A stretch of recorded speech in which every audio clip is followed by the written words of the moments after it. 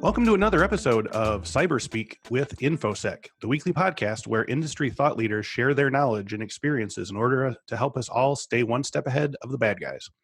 As part of Infosec's effort to close the skills gap and empower people through security education, I'm happy to announce that we're launching our annual scholarship program this month. Visit infosecinstitute.com/scholarship for the full scholarship details. In line with that goal, over the next 4 weeks, we'll be speaking with diverse and interesting women in the cybersecurity industry, including today's guest. Emily Miller began her career focused on critical infrastructure and infrastructure protection during her tenure supporting the Department of Homeland Security and the Department of Health and Human Services.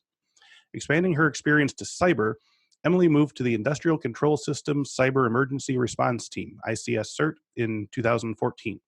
There, she served as the Chief of Process Management, Measurement, and Exercise Planning. At ICS CERT, Emily learned firsthand the cybersecurity challenges facing control systems and what it will take to protect our nation's infrastructure from cyber threats. Emily joined Mocana in 2017 to continue her personal mission of saving lives by reframing the approach to cybersecurity and working to develop new solutions to seemingly intractable problems. Her next step, helping the industry understand why industrial IoT security is really about saving lives. Emily, thank you very much for being here today. Oh, Chris, thank you so much for having me. I really appreciate it. My pleasure. So to start at the very beginning, how and when did you first get involved with computers and security? Were tech, computers, and security always in your interest area, or did you move down that avenue later in life? No, it's interesting. Typical of every child who thinks that their parents do something deeply and unbelievably uncool. My dad is a CIO, and I thought that was the most awful thing I'd ever heard of. I did help desk through college for 4 years, but this is like late 90s level of help desk. So probably what third graders are learning these days. And then I ran away from it. And I got my master's degree in international peace and conflict resolution with a focus in U.S. foreign policy. Wow. Clearly leads you right to cybersecurity, right? Sure. So, but shockingly, that doesn't make a lot of money, and I had bills to pay, so I was looking for something else to be doing. And I still wanted to do something that had meaning and that I felt connected to, because when you're doing, conflict resolution and peace work and foreign policy, you're really thinking about people and protecting the country and how to, make people's lives better. And I wanted to do that, but in a way that was potentially a little bit more profitable for those with student loans. So anyways, ended up working for Homeland Security, landed with the critical infrastructure program area doing at the Office of Infrastructure Protection.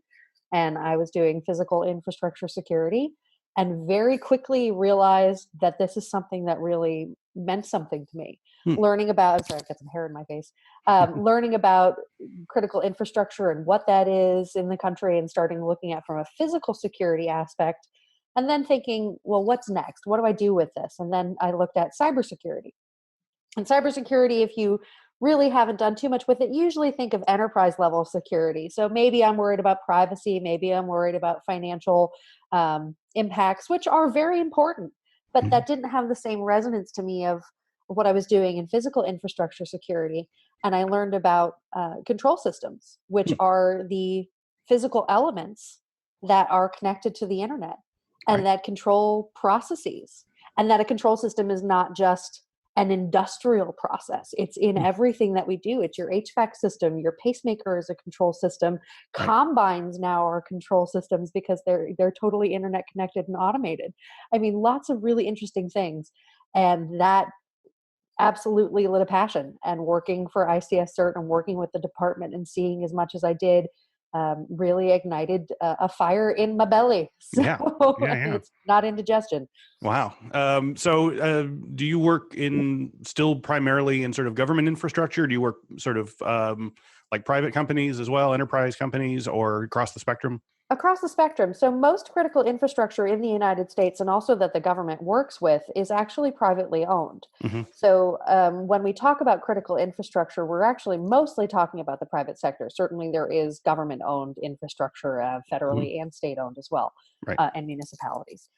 But what we're talking about when we say critical infrastructure, I work the gamut. So talking to private sector, talking to trade associations, government entities, regulators, the whole breadth of folks who are every part of the apparatus, from original equipment manufacturers, so the people who are making the actual process controllers or making the things that go into where the owner operators are buying, Okay.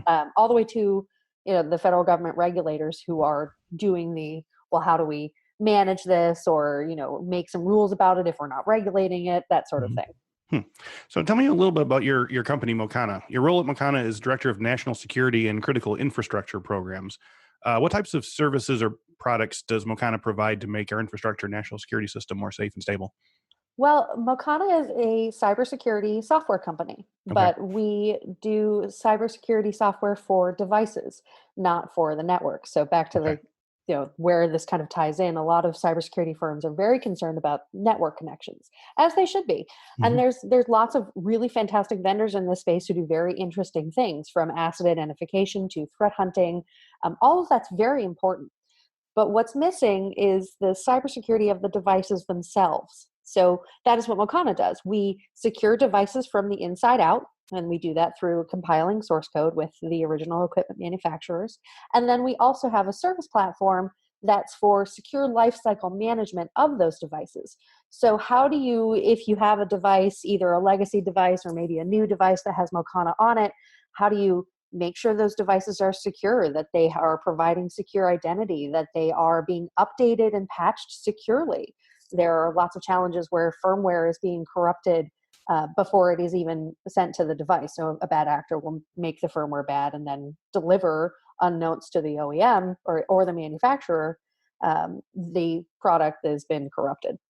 So I'm trying to imagine in my head now. Are there examples where, say, like, there's old devices, as part of your company, and you don't know who the original person was? There's no way to sort of update the firmware. Are you able to go into things that have these sort of like outdated systems and sort of retrofit this sort of Mocana? Sort of. I mean, we can look at, so you are 100% correct. And actually, I was hoping we would talk about some of this. Okay. Legacy devices are Yes. a huge thing the industry has to deal with, because Okay. especially in much more traditional control system environments, you have devices that were put in 20 plus years ago. Right. Even Right. 10 years ago is Yeah. considered a brownfield or legacy device that was not intended to have any sort of security feature.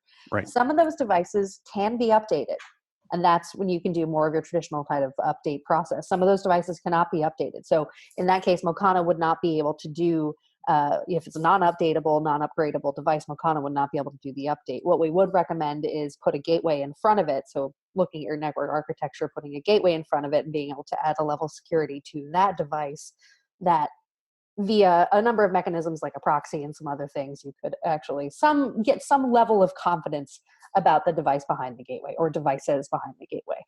Okay. So there's at least some remedy for just about every device. We hope so. I mean, Yeah. certainly there are a lot of things that you can't put, they're too lightweight, they're really old, that it's not practical, or it doesn't make any economic sense to put this type of software in. But when you start going up from, the level 0, if you're looking at Purdue model sensors, up the stack, there are going to be elements there that you are going to want to have security on, either via a gateway or actually via the device itself. So let's lead with one of your most interesting statements in your mission statement, namely that the need for secure IoT is, quote, a battle to save lives. What does that mean, and where in your research have you found the most dangerous IoT vulnerabilities? So what I mean about industrial IoT and control systems is about saving lives. I think people automatically go right to, oh, she means things are going to blow up and kill people. And I do mean that. Sure. But what I'm really talking about are cascading consequences and interdependent systems. Hmm. Most people really automatically go into, particularly after what's been in the news, they think about power, Hmm. water to an extent. Well, what happens without power and what happens without water? Yes. And what also happens if your food sources are potentially impacted? What happens, Yes. so not only from the cascading consequences of water and power, but also the cascading consequences of component elements that no one at the national level has even recognized as a critical infrastructure. It's critical infrastructure, but it's not rising to the level of national significance where, Right. oh, there's been a terrorist incident or there's been some sort of giant weather event, and now we're really concerned about these top facilities that are going to be impacting X, Y, and Z. Component Hmm. manufacturers that may be a crucial element to our normal way of life don't necessarily think of themselves as life-saving or life-sustaining, but they are, Hmm. because the cascading impacts and of our interdependent and interconnected systems, they are what sustain our way of life. The goods and services produced, so be it an actual physical good or a service that is provided, these are life-sustaining. So they're sustaining our way of life. And so that's what I mean about what this is really about, is about saving and sustaining lives. So what are some infrastructure aspects that you think that don't get necessarily emphasized in risk plans? Like you said, they're always looking at the water supply or the electrical grid or whatever, but what are some other specific, aspects of infrastructure that you think need more attention? Oh gosh, I would love to see more attention to food and agriculture. Okay. Um, that's an area where I know both FDA and USDA have done a lot of really great work on the physical infrastructure side. And in Mm, fact, that's one of the areas that really ignited a passion for me about the infrastructure security for food and ag. I think when you think about the same sort of manufacturing processes that are happening in food processing, you can have introduction just on the physical side. They can easily, quote unquote, there's ways to introduce contaminants and that yes. sort of thing. Think about that from a cyber impact. So if you were having a physical introduction of a contaminant, what if you're having somebody introducing a data element that is telling you something is true when something is actually not true? Or Mm, if you are having, a lot of people think of farming practices. They think mom and pop out on the farm. Well, right. combines are now automated Right. and they are connected. And a lot of these things are controlled by potentially even a smart device. So Hmm. some, food and ag is being innovated really interesting by mobile technology. Hmm. I think when you're looking at that particular sector, I think that's one that nobody really thinks about as critical infrastructure, in Yeah. that it would be something that is life sustaining or life saving. But manufacturing processes are very similar to just traditional manufacturing Hmm. processes, things that have never been intended to be connected or being connected for good business reasons. And Hmm. I think you apply that to other sectors that are not necessarily on the radar. Healthcare is getting more press, but it's the same Yeah. sort of concept. Hmm. Yeah, and I guess that was interesting. I think I'm hearing you right, but you're saying in addition to, like, it's not just a matter of like a hacker takes out the agriculture grid, quote unquote, Right. and no more food comes out, but they can sort of tamper with like the sort of like food safety aspects of it, or Absolutely. create And false I don't know positives or the false negatives. specifics, so I Yeah. don't want any of the food safety guys to come after me saying that, oh, it's not possible. Oh, okay. But Um, it's conceivably possible. correct. Yeah. Um, you know, what we're talking about is things that are, so we're not just talking about physical devices being impacted themselves. We are talking about that, and having devices do things that they're not supposed to be doing. Right. But we're also talking about data manipulation. So the trick with industrial IoT is that you're taking a device that may not be talking to a person. Hmm. A person may eventually be making decisions, but there can be a device talking to a device, talking to another device, talking to the cloud, and maybe then there are some critical decisions being made based off of that data. Hmm. Where in that data chain have you validated that data from the original data point and data source is Right. accurate, that the originating device was not in some way corrupted or manipulated, or that the data in transit was not somehow corrupted or manipulated? These are the things that keep me up at night. Okay. I'm glad they do, because they're incredibly important. So I guess, you said that healthcare gets sort of well covered in the news. Like, what are your thoughts on the way sort of media discusses these kinds of infrastructure security issues? Do you feel like they cover them enough, not enough? They could cover them differently, emphasize sort of other targets. Oh, that's such a loaded question, Chris. I'm Okay. glad you're asking it. Personally, I think so much of this is sensationalized. Mm-hmm. You get, these are really important things. I mean, I Yes. I, I know, right? Yeah. But then you hear your pacemaker is going to be hacked and the grid's going to go down and Uh-huh. that sort of thing. I'm like, well, yes, these are very important things that we need to be talking about, and the vulnerabilities are real. I don't want to diminish that, but that does not mean that everybody needs to go into a panic. Hmm. What it does mean is where there is a duty to educate, and I think there is a debate or a question on what media outlets actually feel like they have a duty to educate Mm-hmm. versus just a duty to inform. But I would love to see, for example, with healthcare, that in articles talking about crazy vulnerabilities that people are finding, because researchers are finding some really Yeah. interesting stuff, Yeah. that they also in the same breath say, and the federal government is really working to kick industry's butt and try to get cybersecurity standards built in to devices Mm-hmm. so that security is built into the device from the outset. So security is part of the engineering process. And here's what that is. And I think, the where we have the federal process and the news meeting the general public, what is the general public supposed to do with that information? Mm-hmm. Does somebody then go to their doctor and say, what are you doing about Yes. this? That was going to be my next question. Yeah. Yeah, I don't know. I really Right. don't. Because then what's the doctor's responsibility? And that is an ecosystem that the healthcare sector itself is much more familiar with and aware of. But as a practitioner, your concerns are going to be a little bit different than somebody who is potentially a manufacturer, even though it's a highly interconnected system that one feeds the other and the requirements of the practitioner feeds down into the manufacturer. Yeah. Yeah, and that's the thing. If you're watching this on the news and they say your pacemaker could kill you, like all you have is that anxiety at the end of it. You don't have a call to action of like, I Correct. need to make my pacemaker stop killing me, Well, and on top of that, yeah, I mean, you need to make your pacemaker stop killing you, but there's a lot more sensitive systems and things that we should be concerned about that we're not talking about. Can you give me some examples? Um, mm, well, because I was a former Fed, I try to not give specific examples. Okay. So just because some of that goes into territory of things that I know about that Gotcha. don't know about. Okay.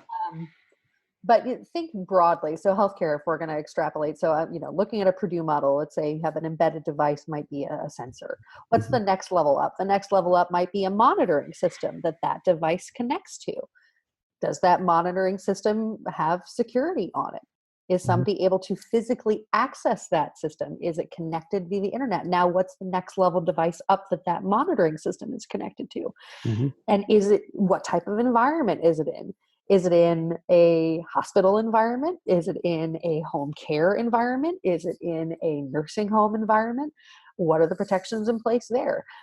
All of these, when you go up the stream, it broadens the attack surface. And if I were a bad actor, sure, the pacemaker's scary, but there's a whole lot more impact that you can have looking at the network and connection of devices. And by network, I don't mean the network. I mean the mesh of devices. Mm-hmm. So it sounds like the issue is not, specifically the pacemaker or the this or the that, but creating more of a systemic security policy in terms of, cross-platforming, figuring out exactly where all the most vulnerable points are and making sort of a across the board, decision to make this a priority. Really. And then that's the device identification part, is what's going to cause you to have a bad day. What's going to cause a manufacturing facility to have a bad day is going to be different than what's going to cause a hospital to have a bad day. And picking out and then you do your risk calculations of that. What risks can I accept versus, for example, pacemakers, it may in fact be more risky to try to do an update in a patient. Yes. Yeah. Than doing an update on a monitoring device that's shut off for most of the time, except when a patient's around. That's when I'm talking about the risk calculations, or versus a manufacturing environment where this one device is going to have a $10 million an hour impact if that thing goes down. That may be your quantification of what's going to cause you to have a bad day may be different. And then layering that on top of, what does this do in cascading consequences? Is there somebody else depending on me? Is there somebody else depending on this? If my facility goes down, am I supplying a component that has a just-in-time delivery? If you have just-in-time delivery, that probably means there's no surplus. And what's going to happen? Those are the cascading kinds of consequences that we need to think about. So walk me through your everyday workday with Mocana, or if there is such a thing as an everyday. As Director of National Security and Critical Infrastructure Programs, what are some job duties or tasks you perform every day, and what are some of your favorite aspects of the job? Well, you hit the nail on the head. I do a whole lot. So I Sure. do a lot of internal strategic work. Hmm. But most of what I do is talking to folks. So talking to clients, talking to federal government, talking to OEMs and owner operators. And partly, yes, it's to educate about what I believe, but mostly it's to educate me. Hmm. And by that I mean, I want to make sure that the solutions that we are providing, and I mean the industry as a whole, not just Mocana, the solutions we're providing are the ones that industry really needs, and finding those gap areas.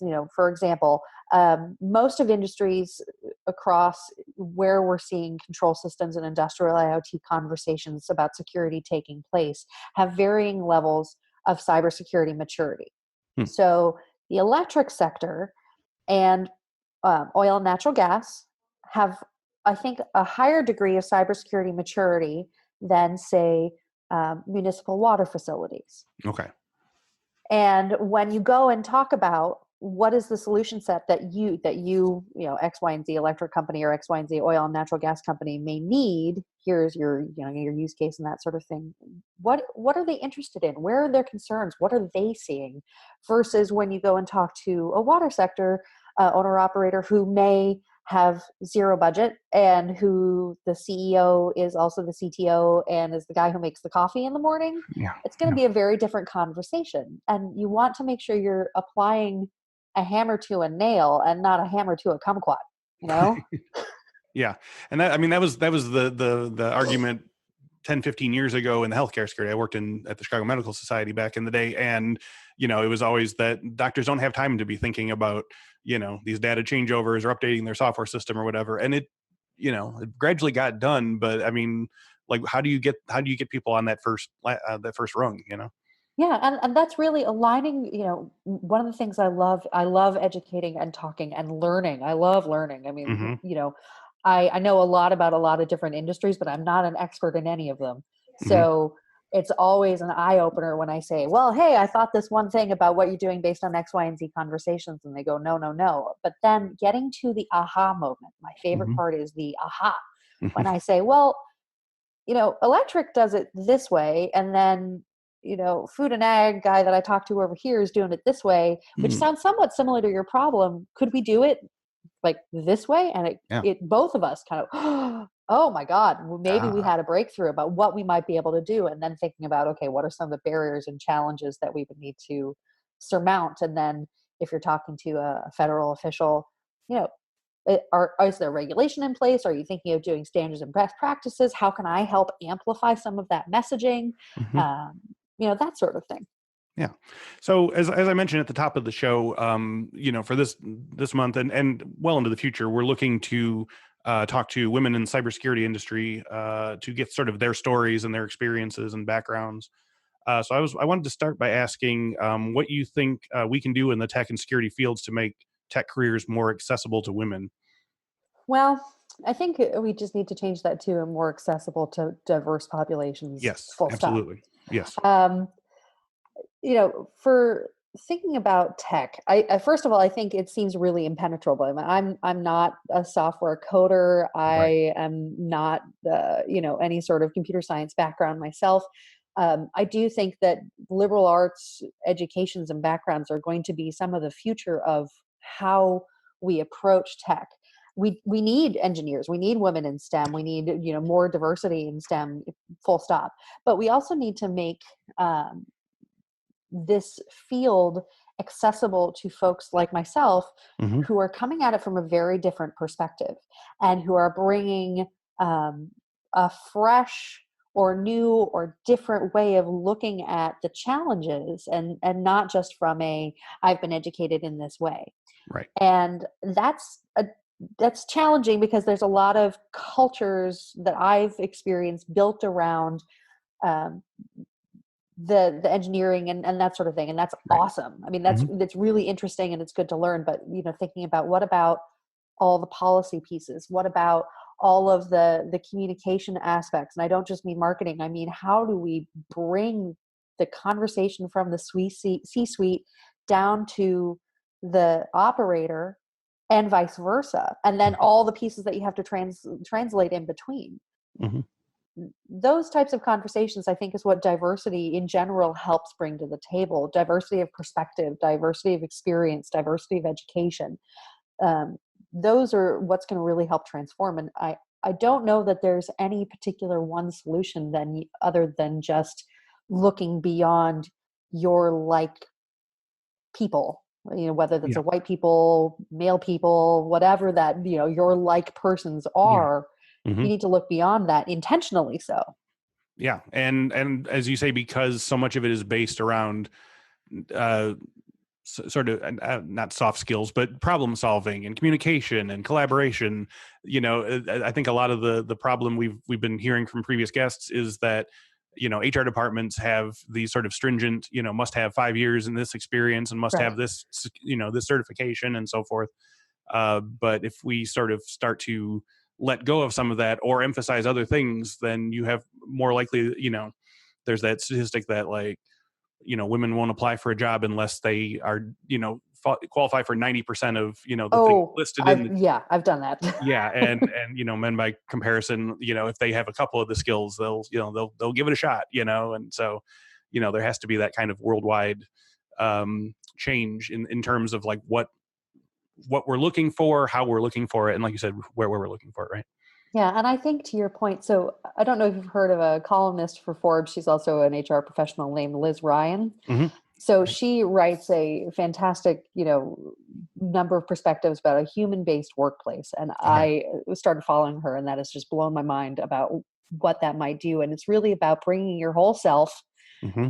paring down some of the old structures, and about, you must have X, Y, the skill set required for entry-level position, when it's actually somebody who's got at least 10 years is the only one that's going to fulfill that. And actually asking for people to be people. And to bring curiosity and to bring critical thought and a willingness to learn and to stop treating us like automatons. I mean, just in general, anybody who's been to a professional corporate environment that thinks of, circa 1980s type of corporate world, particularly as the generation, myself and generations behind me come up, what we want is completely different in a workplace environment. And being able to establish that and break out of the hegemonic, this is the way we do things type of approach, I think is what's really going to shake up this industry. And as you start getting more diversity into sort of management and C-suite levels, then you can sort of make these changes more sweeping rather than, departmental or. I hope so. I certainly hope so. Me too. So what tips would you give to women or, minority candidates entering the world of security? And what are some of the common pitfalls that you've learned to sidestep over the years? So you touched on it when you said the women don't apply to things. I would say when you feel like you're an imposter, imposter syndrome is very real. Yeah. Just lean right into it. And I don't mean to quote Sheryl Sandberg, but when you start to feel the wall and it's starting to press right here of the, ooh, I don't do that. I can't do that. I'm not really qualified. Just push right past it and shove it out of the way, because that, I think, and I feel this all the time, truly, that clench right about here where you're like, oh my God, there's no way, I'm not qualified. I can't do this. These people I'm talking to are amazing. I'm not. Who am I? Just push right past it, because everybody feels that and nobody talks about it. And because we don't talk about it, we don't think anybody else is feeling it or experiencing it. So you have to really just take that leap and go for it, because you really have nothing to lose. And, if you're about to lose your job, I don't mean that, but I mean as long as you're okay, yes, you don't have anything to lose. Right. So for companies trying to recruit more women and minority professionals, what should they not only do to find these candidates and hire them, but make themselves, say, more desirable to these professionals that they're trying to recruit? So back to the concept of, a human workplace, I think number one, you need to have an interview process that is not the if you were 2 inches tall in a blender kind of questions, and Right. you're actually having a conversation and learning about the people. And if you can have a human conversation and remember that they're interviewing you just as much as you're interviewing them, Yes. to really understand who, we're bringing ourselves to work, and who do you want to work with? Do you want to work with somebody who can ask questions and talk to you and engage you and fill in gaps that you might have? We have to do that from the outset.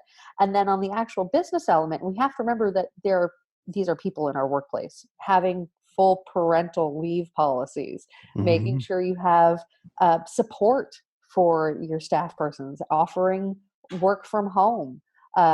So it's not just you've got to come to the office every day. Certainly you need to have collaborative work environments. We have to be able to talk to each other.